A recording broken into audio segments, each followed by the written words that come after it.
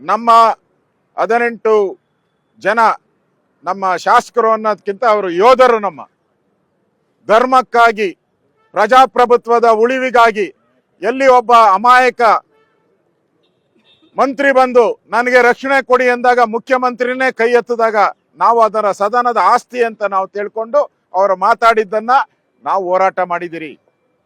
ಯಾವ 4% ಮುಸ್ಲಿಮರ ಮೀಸಲಾತಿ ಏನಿತ್ತು ಆ ಬಿಲ್ಲನ್ನು ತಗೊಳ್ಳೋ ಅಂತ ಪ್ರಮೇಯ ಬಂದಿತ್ತು. ಅದಕ್ಕೋಸ್ಕರ ಸ್ಪೀಕರ್ ಕುತಂತ್ರ ಇದು. ಆ ಬಿಲ್ ಬಂದಾಗ ಕಳ್ಸಕ್ ಮುಂಚೆ ಮೊದಲೇ ಇದನ್ನೆಲ್ಲ ಮಾಡ್ಬಿಡೋಣ ಅಂತೇಳಿ ಮಾಡಿದ್ದಾರೆ. ಒಂದು ತಾವು ಅರ್ಥ ಮಾಡ್ಕೋಬೇಕು, ಸ್ಪೀಕರ್ ಹುದ್ದೆ ಧರ್ಮಾಧಾರಿತ ಅಲ್ಲ, ಮತೀಯ ಆಧಾರಿತ ಅಲ್ಲ, ಪಕ್ಷದ ಆಧಾರಿತ ಅಲ್ಲ. ಇಲ್ಲಿ ಏನಾಗಿದೆ, ಪಕ್ಷನೂ ಕಾಂಗ್ರೆಸ್ ಪಕ್ಷದ ಪರವಾಗಿ, ಮತೀಯ ಧರ್ಮದ ಪರವಾಗಿ ಮಾಡಿರುವಂಥದ್ದನ್ನ ನೋಡಿದ್ರೆ ಈಗ ಸ್ಪೀಕರ್ ಆಗಿರತಕ್ಕಂಥ ಖಾದರ್ ಅವರು ನಡ್ಕೊಂಡಂತ ನಡವಳಿಕೆ ಪ್ರಶ್ನಾರ್ಥಕವಾಗಿ ನಿಂತಿದೆ ಜನಗಳ ಮುಂದೆ. ಇವತ್ತು ಸಂವಿಧಾನದ ಮುಂದೆ ಹಲವು ಪ್ರಶ್ನೆಗಳನ್ನ ಇವತ್ತು ಅವ್ರು ಎದುರಿಸಬೇಕಾಗಿದೆ.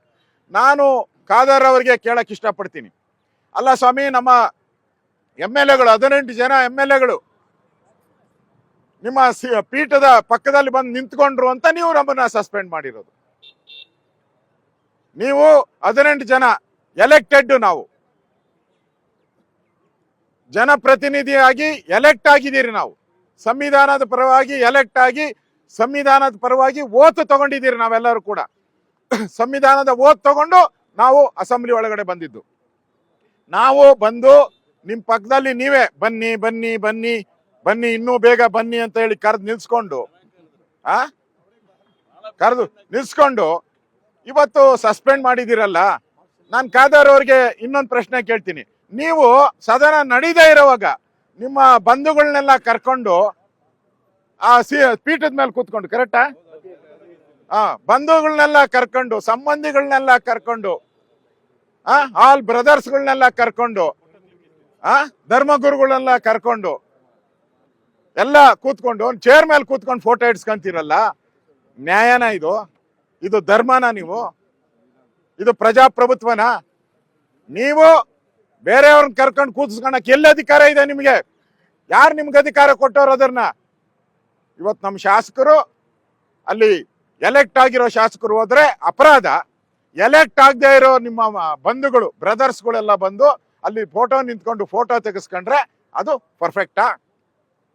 ಇದೇನಾ ಡೆಮಾಕ್ರಸಿ? ಸ್ಪೀಕರ್ ಹೇಳ್ತೀರಾ, ಹಿಂದೆ ಸ್ಪೀಕರ್ ಅವರು ಯಾರು ನಮ್ಮ ಮಂಗಳೂರಿನ ಯೋಗೇಶ್ ಭಟ್ರು ಉಪ ಸ್ಪೀಕರ್ ಆಗಿ ಕೂತಿದ್ರು. ಅವ್ರನ್ನ ಎಳೆದಾಡಿ ಮೈಕ್ ಎಲ್ಲ ತಗೊಂಡು ಹೊಡೆದ್ರಿ. ಭೋಜೇಗೌಡರು ತಮ್ಮ ಧರ್ಮೇಗೌಡರು ಅವ್ರನ್ನಂತೂ ಎಳೆದು ಅವ್ರ ಆತ್ಮಹತ್ಯೆನೆ ಮಾಡ್ಕೊಂಬಿಟ್ರು. ಆಮೇಲೆ ಸಿದ್ದರಾಮಯ್ಯನವರು ಆ ಪೊಲೀಸು ಕಮಿಷನರ್ ಬಂದಿದ್ರೆ ಅವರ ಬ್ಯಾಡ್ಜ್ಗಳನ್ನೆಲ್ಲ ಕಿತ್ತಾಕಿದ್ರಿ, ಅವ್ರ ಸ್ಟಾರ್ಗಳನ್ನೆಲ್ಲ ಕಿತ್ತಾಕಿದ್ರಿ, ಆ ಕಾಲಲ್ಲಿ ಒದ್ದಾಕ್ಬಿಟ್ರಿ, ಎಲ್ಲ ಡೋರ್ಗಳನ್ನೆಲ್ಲ ಒದ್ದಾಕಿದ್ರಿ, ಸ್ಪೀಕರ್ ಹತ್ರ ಹೋಗಿ ಆ ಪಾಟ್ಗಳನ್ನೆಲ್ಲ ಹೊಡೆದಾಕಿದ್ರಿ.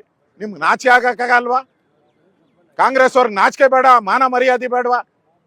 ನೀವೇ ಅಧರ್ಮ ಮಾಡ್ಬಿಟ್ಟು ನಾವು ಡಯಾಸ್ ಹತ್ತಿದ್ದೀರಿ ಅಂತೇಳಿ, ಸ್ಪೀಕರ್ ಅವರ ವೇದಿಕೆ ಹತ್ತಿದ್ದೀರಿ ಅಂತೇಳಿ 6 ತಿಂಗಳು ಸಸ್ಪೆಂಡ್ ಮಾಡ್ತೀರಾ?